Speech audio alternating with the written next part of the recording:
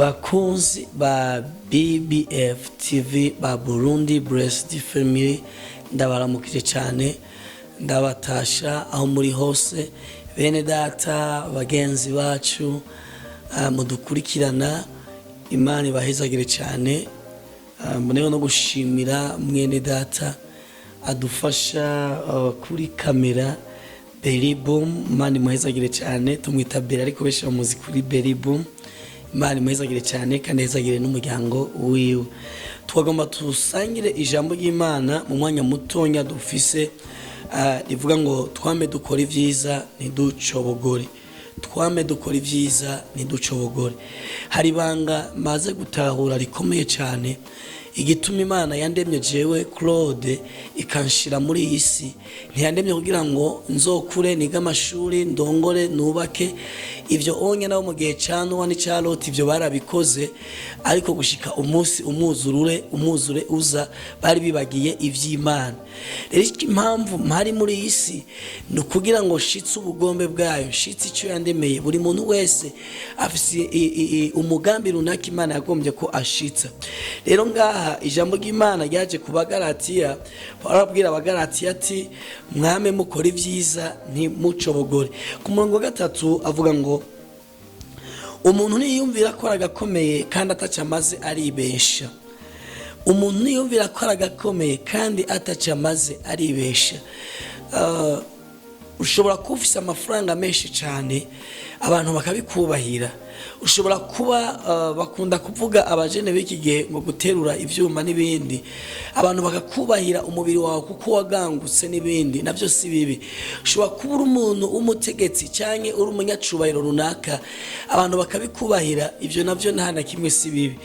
Ariko nga Paulo arikabwira Abagalatiya ngo umuntu niyumvira ko aragakomeye kandi atacamaze aribesha.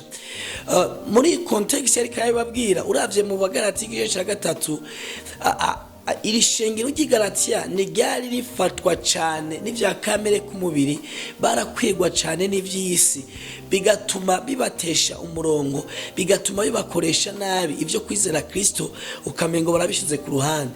Jewe na wewe ico tuma twishima cyane, ico tuma twirata gose, si twebwe ahubwo ko Kristo akiganje muri twebwe, ahubwo ko Kristo agifise ijambo rya mbere n'irya nyuma ku buzima bwacu, kari wakidukontrola, tutishimira ivyo dufise cyane titre dufise aho duherereye.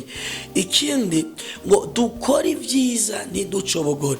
Ivyiza dukora nivyo bimenyesha Kristo. Ivyiza uri kurakora uyu munsi, abantu uri kuragirira neza, abantu uri kurafasha, ivyiza uri kurakora aho hantu uherereye aho uri, nivyo bizokumenyekanisha neza ko vy'ukuri uri kuraho presenta Kristo muri iyi si.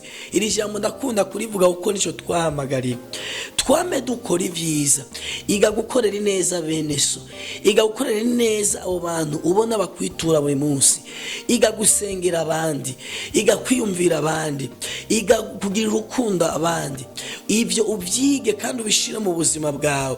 Hari abantu babayeho umengo baremwe ukundi kuntu, nyene umuntu toronka kuntu ubivuga, banka kureka ngo mpemu yera abari wabaganza, mpemu yera abari waganza kamere zabo, kugira ngo iyi ngabire yo gutanga gukora ivyiza.